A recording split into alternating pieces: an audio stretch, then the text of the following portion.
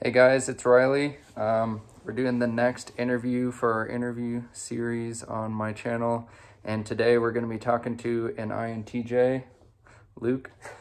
We'll probably do maybe a INFP next, but with that we will start the video. So I guess the first thing that we're going to talk about in terms of Luke and his personality is we'll go through the cognitive functions first, and then we'll talk about his take on some of the types.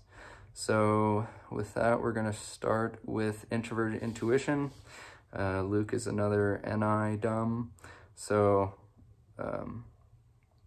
Introverted Intuition is all about goal focus, goal orientation, and bringing about basically the ideal future for what you want. How would you say that manifests in your life? Well, I guess, and the flip side of that would also be that your nemesis function would be extroverted intuition, which means that you would worry that possibly someone else's goals and intentions would get in the way of the ideal future that you're looking for. So with that, I'll let you take it from there. All right. Are you looking for, with that first one, like kind of my thought process on how to achieve what I want, or like specific examples of how that manifests? It could be either way. I guess I'm more focused on your thought process, like what goes through your head. How does that manifest mentally when you're thinking about like a goal and what you want and planning for that goal? How do you go about thinking about that? Gotcha. I would definitely say I work backwards. Okay. So yeah, I start with a goal, which I think is a very necessary thing for all guys to have.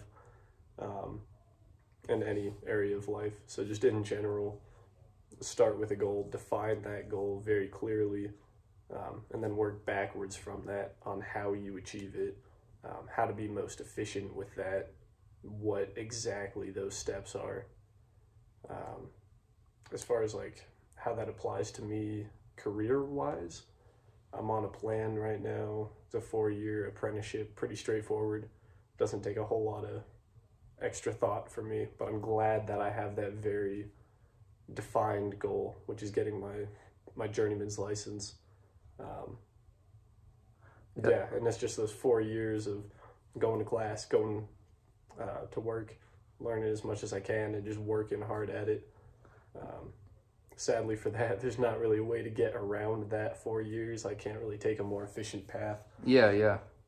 So that's actually definitely pretty interesting, because me as a INTP, like I have high extroverted intuition, and I have issues with like having a specific goal and going towards that. Like I like to have goals, but for me, because of extroverted intuition, because I can see all the different possibilities and how things are changing, I try and keep my options open. Like I actually usually don't really have a clear goal in mind. So it's actually pretty interesting to see how that's a lot different between me and you, how those functions are cause a difference in how we go about trying to achieve something. Seems like you take it more one step at a time, as if like you have a general idea of where you want to go.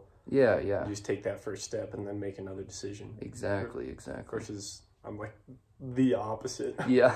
Have that goal, find the most efficient path, and then go. Yeah.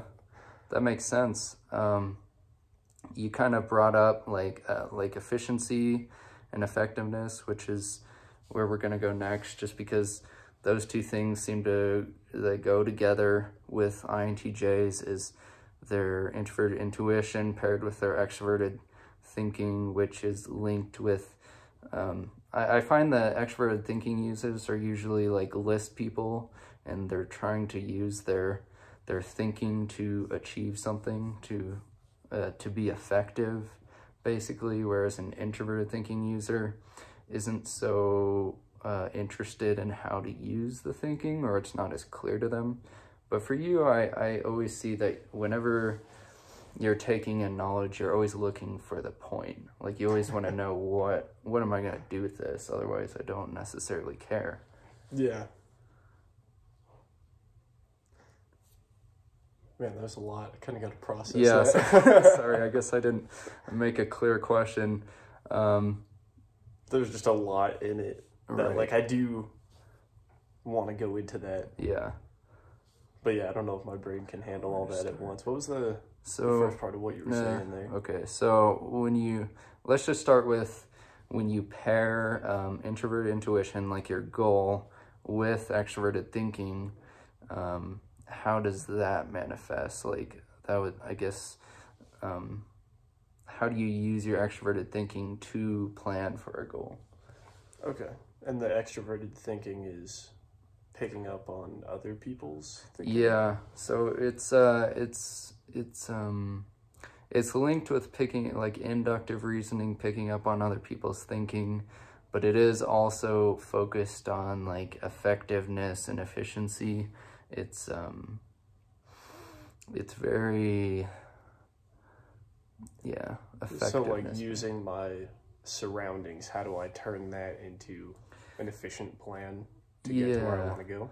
Yeah, I would say that it's very organizational. Like, you take, you know, a piece of knowledge, and then you put it, like, I don't know specifically how you would do it, but, you know, the way that I would imagine it would be like you have a piece of information or a concept, and you put it onto a page, and then you're like, all right, I'm going to use it to carry out this plan. Or yeah, that's pretty spot on. I do definitely organize the information I have into certain subtopics and areas to where that's an efficient piece of information for me to have in a certain scenario. Yeah, I mean, as far as efficiency goes, shortest route between 2 points is a straight line.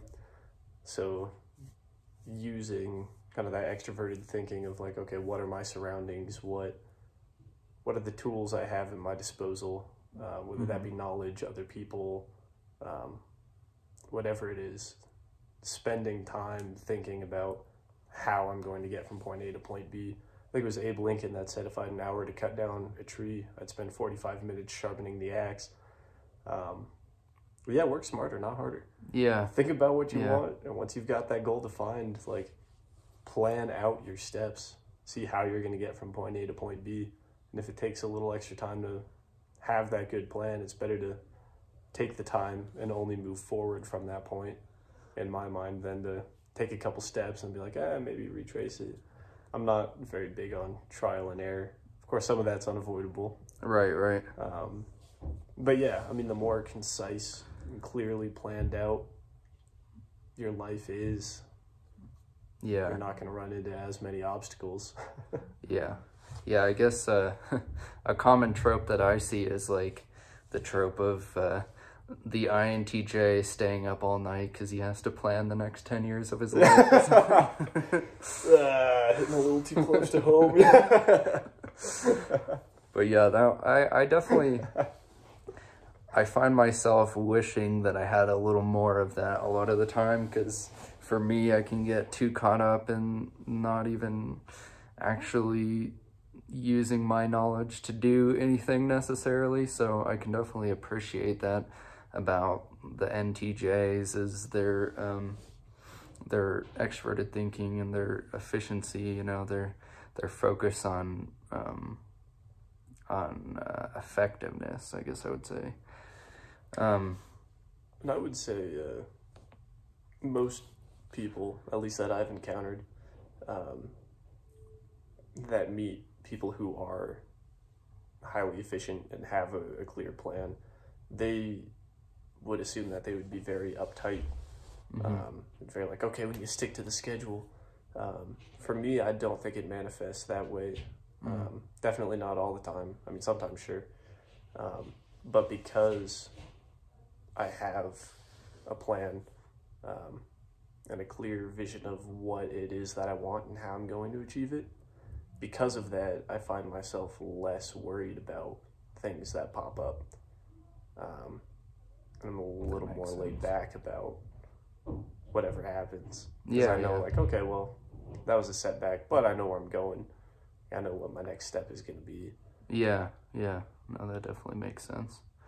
I just wanted to mention this real quick since we're already on the topic, but to me, I see the INTJs and the ISTJs probably as the most, probably the types that understand the value of time the most.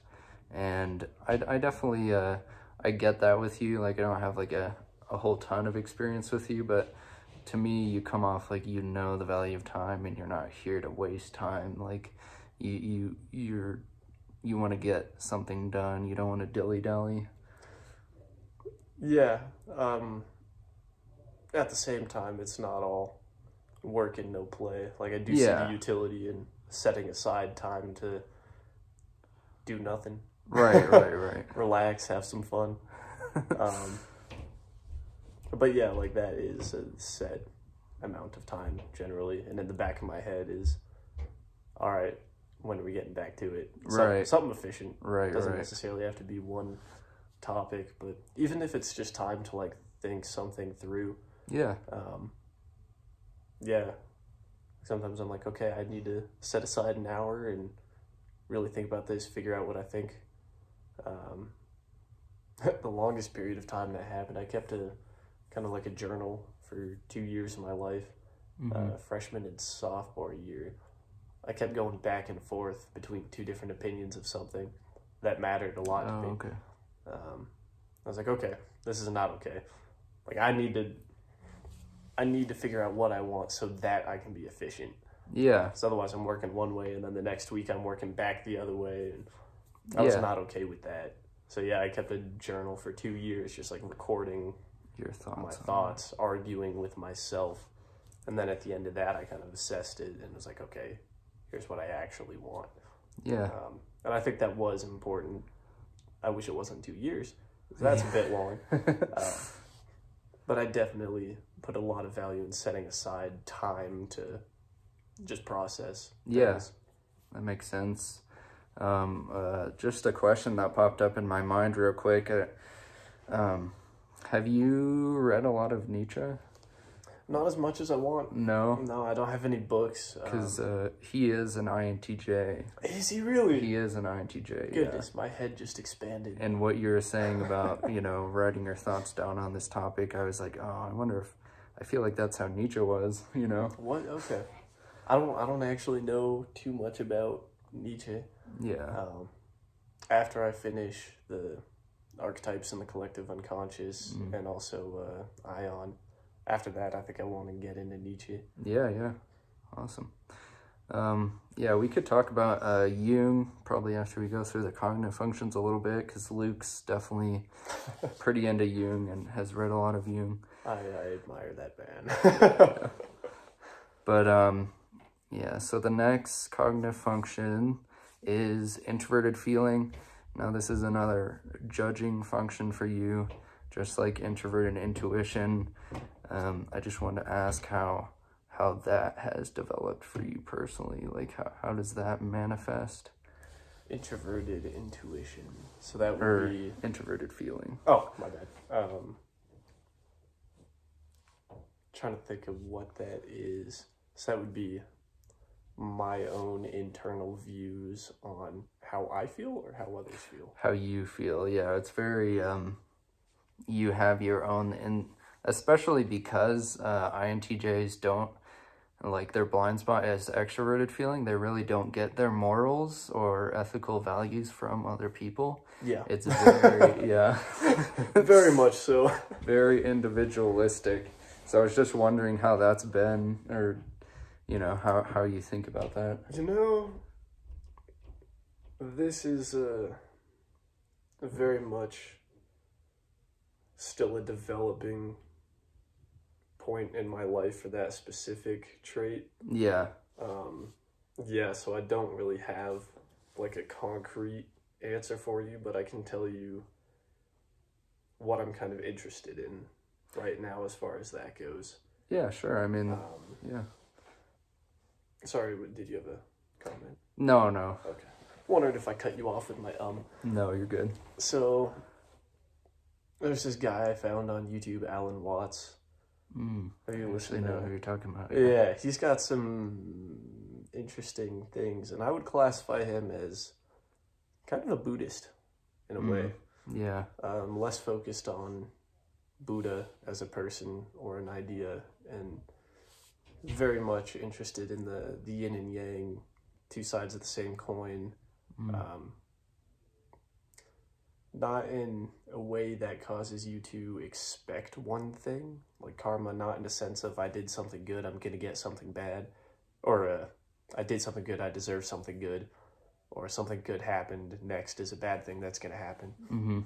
Not so much in an expecting way, but in more of a at peace way, like not really taking life too seriously. And since so much of the Buddhist philosophy is internal, I don't know if I quite said that right. I don't know. Can you like kind of get what I'm saying, or should I go into that more? You know, actually, what you're saying, I don't know if you would necessarily agree with this, but it did kind of remind me a little bit of Nietzsche too, actually, is I think it's interesting that the way that INTJs see like spirituality and morality is very like, it's almost like it's a how should I say, like personal experience based, or personal I can't think of the right words. I think I kind of get what you're saying. Yeah, like it's not so much about what's actually happening, but what how you feel about it. I don't know if that's the best way to word it, but which is weird for me because I don't have a whole lot of, like, I'm not necessarily strongly drawn to things based off of feeling. Yeah. I would much prefer reasoning for an idea to really stick with me. And yet the weirdest things will impact me strongly, emotionally speaking. I guess it's kind of a side topic, so remind me to get back to your original question. But like, I won't feel a whole lot of emotion about most things that like should make me angry or should make me sad. I won't really get that, and then I'll just be listening to a piece of music or something, like not even with words, and just out of nowhere I'll get this really strong emotional feeling, and I'll have no idea where that's coming from or why. Yeah. Or even how I feel at the time. It's just kind of overwhelming and there. That's very infrequent. Yeah. No, that but it's really weird how that makes sense. Manifests in me, and I haven't figured that out yet. Yeah. So what were you saying as far as the Nietzsche? Oh yeah, it was. I was trying to get across that I feel like INTJs have a very, I guess, like personal experience based morals. Like, I'm not talking about, you know, past experience, but like it's about how you process it. Yeah. Okay. So other people's opinions of doesn't really matter. Yeah. Gotcha. Yeah, and I would agree with that, which is kind of weird for me because I grew up in a very Christian household where it's like, this is what is correct, this is what is incorrect, and just because someone doesn't believe it doesn't mean they're right. And I still accept that as the truth, like whatever the correct religion or faith or worldview, it doesn't matter what your opinion is, like only one of those can really be correct, and I acknowledge that. But as far as like personally what resonates with me and what makes sense and what I can really believe is not at all based on what other people tell me and what I read. Yeah. Yeah, it really does have to make sense to me through reasoning and also an aligning of moral hierarchy, I guess. Yeah, so it's not so much like you really don't care how other people feel about it. Like, you're gonna make your decision on your own, is what I'm trying to say. Exactly. Have you ever read much of C.S. Lewis? Like, not his novels, but more of his personal works? I actually have not read much of C.S. Lewis.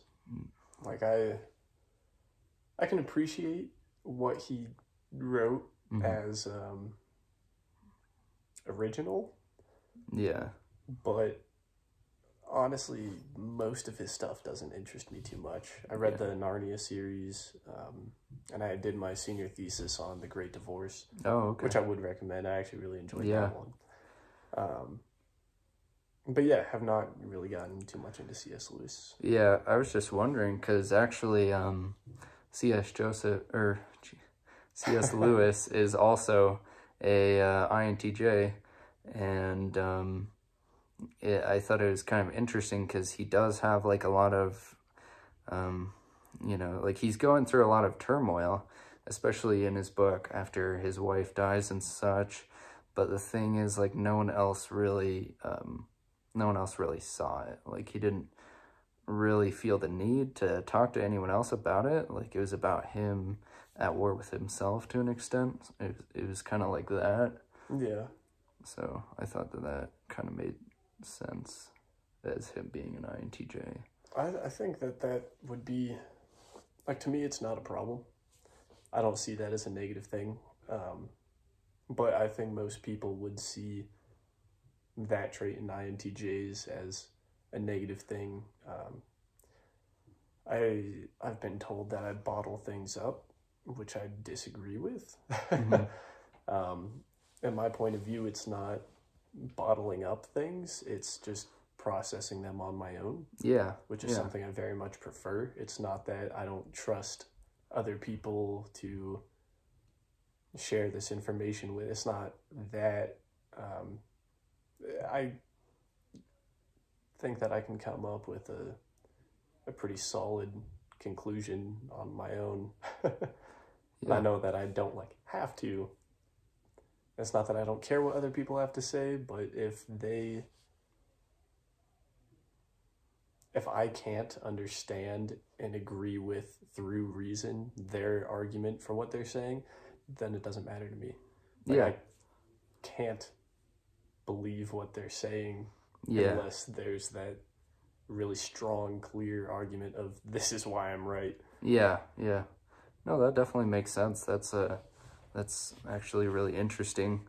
And I think it's just a lot of people don't, and we can talk a little bit about this too if you want, but a lot of people just don't understand INTJs or even like ISTJs, the fact that they don't necessarily care how other people feel about this or that they just have to work through it on their own. I just think a lot of people, can accuse INTJs of being heartless or something just because they don't understand how that, who they are and how that works. But I don't know. Actually, I want to ask you, like, does that bother you, or does it just, you don't really care if people think that way about you? It used to bother me because I definitely did get the, oh, you don't have a heart. Oh, you're too much like a robot. You need to not necessarily communicate more with other people, but like emotionally understand and open up. And I tried that. Didn't work out too well for me. And now I'm an INTJ.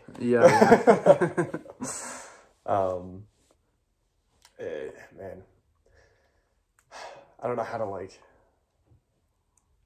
say this coherently and articulately. I don't think that I bottle things up or repress things. I've learned how to process them on my own, and I much prefer that because of those traits that we've been talking about, of how that just works better for my personality. Yeah. But yeah, as a result of that, like, I'm not super open with a lot of people. And it's kind of a utility thing. Like, people can't hurt you if they don't know you. Yeah. And at this point, like, it started off very much as a self-preservation tactic. But I don't think it is that anymore at all. It just works better anyway, so it doesn't need to be that. I've become more comfortable with processing things myself and not relying on other people as much to get me through things. Yeah. And that's not I can't trust other people. Like, I know that there are good people out there who do want the best for me, and yes, I should listen to what they have to say. I know and understand that. However, I found that it's much more efficient to actually go through a lot of things in my head first and really process it that way, and then maybe get bounce it off someone that I trust. Yeah. Rather than starting from ground zero. Okay, how do you think I should go about this? Started off as self-preservation, and now it's like, this is just the best way to do it. Yeah. Why doesn't everyone do this? Yeah. No, that definitely makes sense. I guess next we'll talk about extroverted sensing fourth function. So, this is, I don't know. I'm not sure exactly what to ask about this. It's definitely, so it's linked with short-term memory, giving other people an experience or affecting the physical environment physically. It's also, because it's your fourth function, it's aspirational, which means that you would like to get better at it. Like, that is something that you admire, is people who are good at, affecting the physical environment and have developed a mechanical mastery. So how do you think that affects the way you navigate the world, like being interested in the way things work mechanically and physically?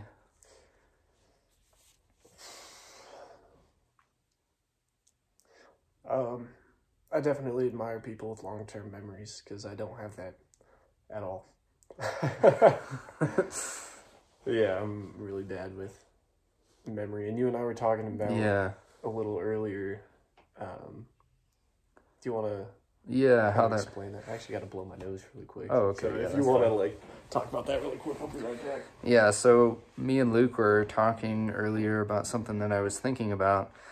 And I was thinking about, like the NJs, they have low introverted sensing or introverted sensing blind spot. And I was thinking, perhaps it is not that these people necessarily have a bad long-term memory. Like, it's not that they're not capable of remembering things long-term, but it's just that they don't tend to put so much value in those long-term memories, and they're not using those long-term memories to make future decisions as much.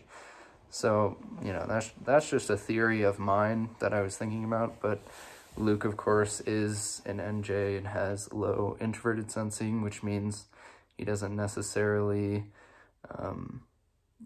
whether it's that he doesn't necessarily put that much weight on his long-term memory, or if he doesn't have good long-term memory, just flat out. We don't know the answer to that question, but... Yeah. So as far as it comes to long-term memory, earlier we kind of divided it into two subcategories of long-term memory. One was like facts. and specific events. And for that, yeah, I've got a really bad long-term memory. Like, there are some things that'll be with me forever, and other things where it's like, oh, that was 2 days ago. Like, I don't remember exactly what happened. Yeah. So in that regard, I definitely do have a bad long-term memory. Earlier you brought up kind of what you were just saying about not putting a whole lot of weight on things, even though I do remember it. And earlier you said, oh, maybe the NJs don't act very empathetic because they forget how to be, or how to come across as empathetic. Yeah, so I was drawing like a difference between the ISTJs and the INTJs, whereas like ISTJs, they can, I would say, fake extroverted feeling a lot of the times, and whereas INTJs, you know, don't necessarily, you know, since they have that long-term memory lacking, they don't either care or are able to remember, you know, have these memories and remember how to basically replicate what extroverted feeling looks like. For me personally, and this may be because I was an ENTP. I don't know if that changes for an ENTP. Yeah. Are they better at extroverted So, feeling? yeah, I would say, yeah, ENTPs actually are, like, they have third slot extroverted feeling, so it'd be, like, exactly the opposite. Like, all those functions would be, So as a previous ENTP, I was much better at, I don't know if better is the correct word. I more frequently showed empathy and emotional understanding of other people, and either cared or pretended to care. yeah. And that was not an issue or an area where I was necessarily lacking. And it, for my own particular case, now that I'm an INTJ, I think I do still have that ability to at least pretend to be emotionally interested. Yeah. And to kind of fake that if it isn't genuine. So it's not that I've forgotten how to do that, but Right. I think back to the memory thing, because I don't have a super strong long-term memory, it's possible that I don't put as much weight on what's happening, because I know in the future it's just going to be a memory that I don't remember super strongly. Yeah. So it's possible that that's why I don't put that much weight on faking emotion or acting a certain way. That makes sense. I was gonna say, like, your shadow functions or your unconscious functions are ENTP, so it would make sense that, like, especially under stress or in a situation where you felt like you had to, you could use that extroverted feeling function, since you would be, for all practical purposes, you would be acting as an ENTP, using those shadow functions. So that what you said does make sense. And for me, the extroverted feeling. Yeah. Yeah, the extroverted feeling for me, it makes sense to me why that would be considered a shadow function. Not that shadow necessarily means negative, but for me that does have a very negative connotation that comes with it. I see that as an ability to manipulate people. Yeah. Be fake to gain what you want. And I learned how to do that early on in high school, and got uncomfortably okay with using that. And once I really sat down and thought about it and realized I was kind of a crappy person, I decided, like, okay, I'm done with this. Like, I'm gonna be honest, I'm not gonna fake stuff. So I don't think it's that I've lost the ability to do that, but I don't like myself as someone who manipulates other people. Yeah, no, that definitely makes sense. In fact, it's funny that you talked about that because I actually just made a video about extroverted feeling and how fake it is and can be and how manipulative it is. So it's kind of funny that you brought up that you have a similar attitude about that kind of attitude. And that could be just me not knowing how to properly integrate extroverted feeling. Right. But yeah, in my experience, that's how it came across to me. Right. That's how I embraced it.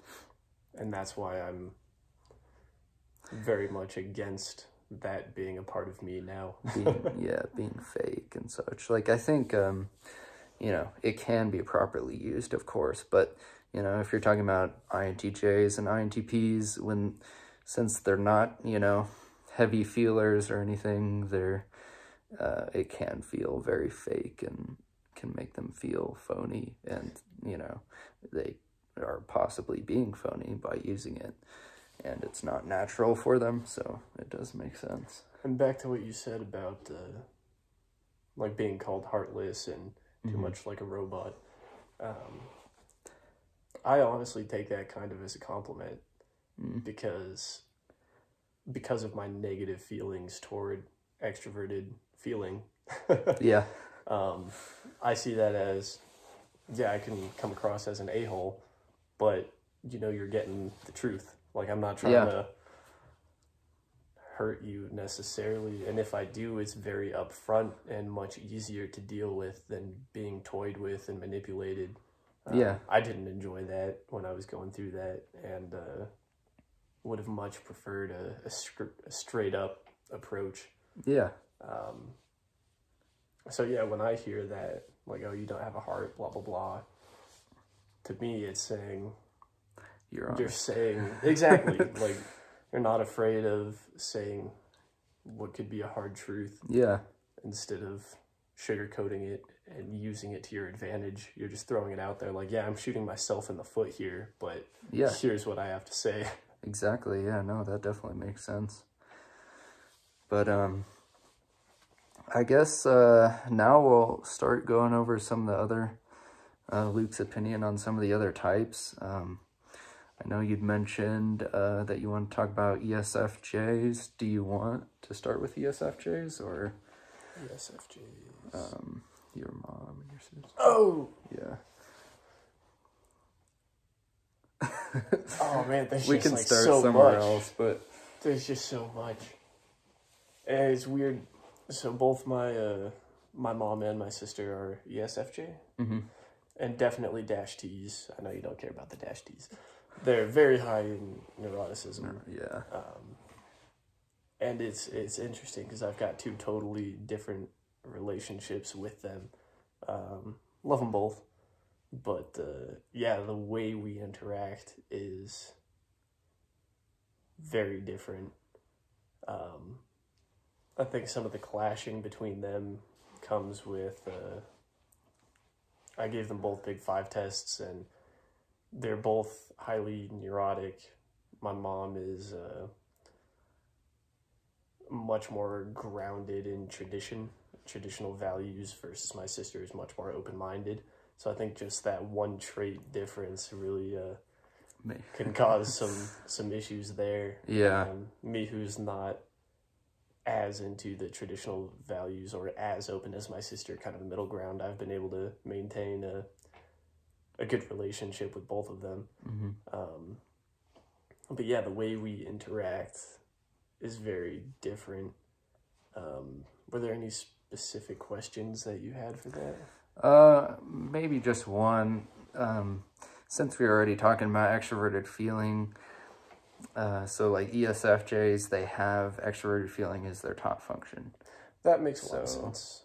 And I was wondering if that correct made me if sense. I'm wrong, but that would be explained by the high neuroticism as well, correct? Let me think about that. It's like both really caring how other people feel about them. Actually, yeah, no, that makes sense. That does make sense. I'd never thought about it that way, but yeah. I could totally be like twisting the view of how it should be. Yeah. Yeah, I definitely see that a lot in them, and Put a lot of value on other people's. yeah, for my mom, since these are two people that I really do care about and want to maintain good relationships with, I'm not dishonest about the way I go about this. I make sure that what I say is still genuine, but I do definitely put more effort into encouraging my mom in her traditional values that I also agree with. And I think that definitely has improved our relationship. And with my sister, I applaud her for having an open mind. Yeah. But also very much caution her against putting too much weight on what other people think of her, which is a very easy thing for me to deal with as an INTJ and not giving a care about extroverted feeling. Yeah. But with her being someone who is so high in extroverted feeling, I feel like she can put way too much weight on what other people think about her and adapt who she is too much based off of that. Yeah. Which to me sounds exhausting because a bunch of people are going to have different opinions of you. Yeah. Like, you're going to just keep changing your whole life, or... Right. Versus my mom is so grounded in That where she's at. It's interesting that she's very stubborn with what she believes, both in like worldview sense and just like a moral hierarchy. Like nothing in there is moving. Like that is set in stone. However, she still puts a lot of care into how she's perceived by other people.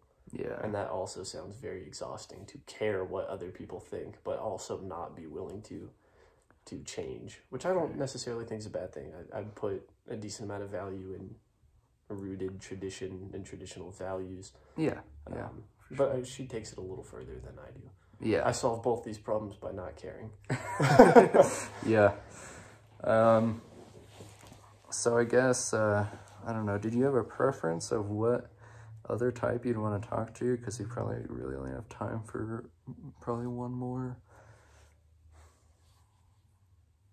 Is there one that you would prefer? Would think like this would be most... I mean, I would be interested, I'd be interested in how an INTJ views an INFJ, since they're, they're kind of similar in a way, like how they see how they're goal-oriented and such, but way different in terms of, INFJs are very, like, passionate, like, extroverted feeling users. Yeah. Can I use the name associated with that? Yeah. Okay. So now we're talking about Garrett, the guy from the last personality video, also my roommate, co-worker a couple years ago. Really great guy. Yeah. Yeah, we definitely don't agree on everything, but as you said, like, we are similar in a lot of ways.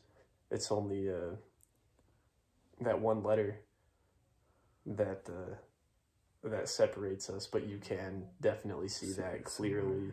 Yeah. As you mentioned, Garrett is bigger on the extroverted feeling. Yeah. Which is weird because I also feel like he doesn't put too much weight on it. Like, he recognizes extroverted feeling, but I don't think that he lets that affect him. Yeah, no, I would say that's true. For Garrett specifically, and it could just be that he's more mature than other INFJs, but he definitely does have a pretty clear idea of how he feels about things morally, and doesn't necessarily care what other people feel about that. I would also say that it's connected to the fact that INFJs have they have extroverted thinking blind spot. So in extroverted thinking, I guess we didn't mention this before, but extroverted thinking is also linked with reputation. So INFJs don't necessarily care about their reputation. Yeah, which is interesting because of that makes total sense with the extroverted feeling being high but not really changing Yeah. because of that, because he doesn't care about upholding a reputation with anyone except for himself. Right, right. Which I really respect. Yeah, I mean, you gotta live as best you know how, not in the eyes of others, because other people are just as messed up and sinful, and yeah, like they're just like you, except for without your experiences.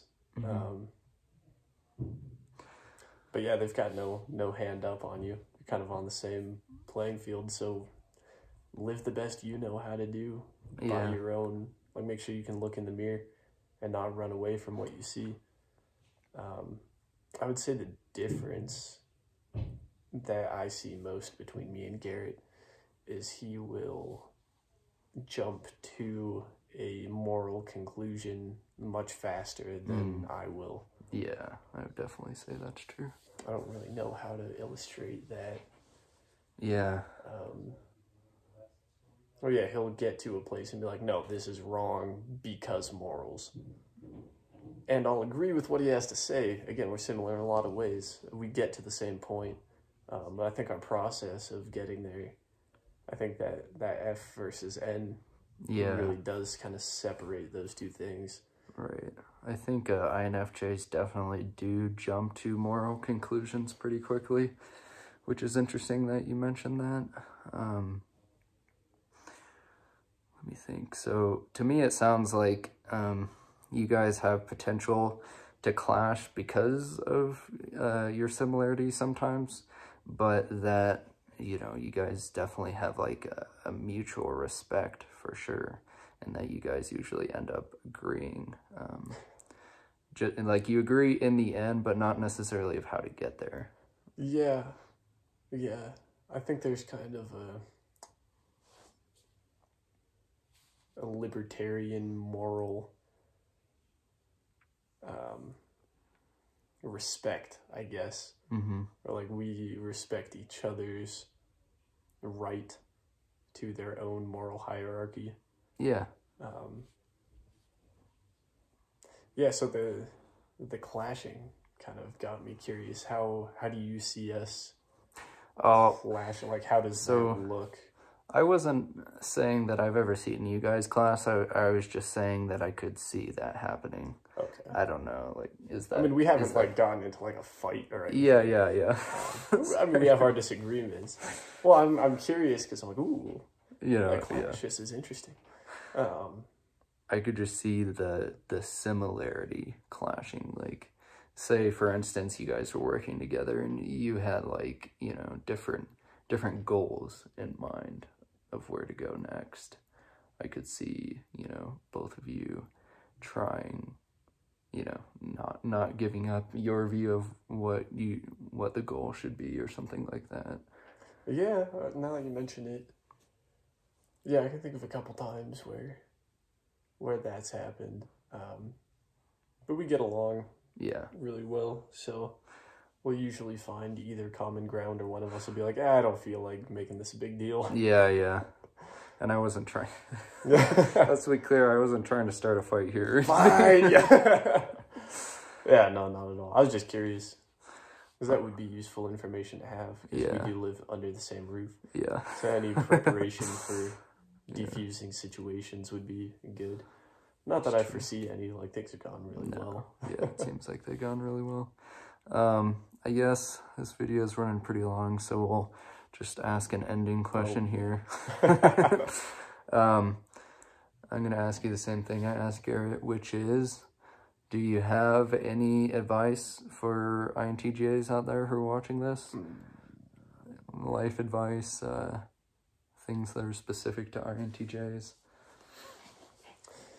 I guess I don't really know the personalities well enough to say that it would only be for INTJs. I can only speak from my perspective.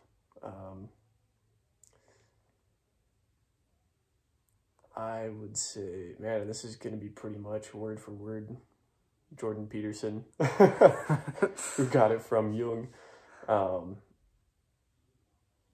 An idea that I really struggled with was that purpose comes from responsibility. And I really hated that at first and thought it was super wrong. And then the more I thought about it, the more I kind of came around to agreeing with that. And I think that for guys especially, you need a purpose, or else you're going nowhere. Mm-hmm. And you can find that purpose through responsibility, which goes along with like my highest cognitive function, like looking into the future, figuring out a plan. Yeah. Always make sure that that end goal is defined and clear. And yeah, in my experience, that'll get you through just about anything, as long as you have that goal and you take a step in the right direction. You don't get yourself stuck. That's the way to go. Yeah. No, that definitely makes sense. That was really good. Yeah, I'm definitely happy about this video, but we're going to cut it off there.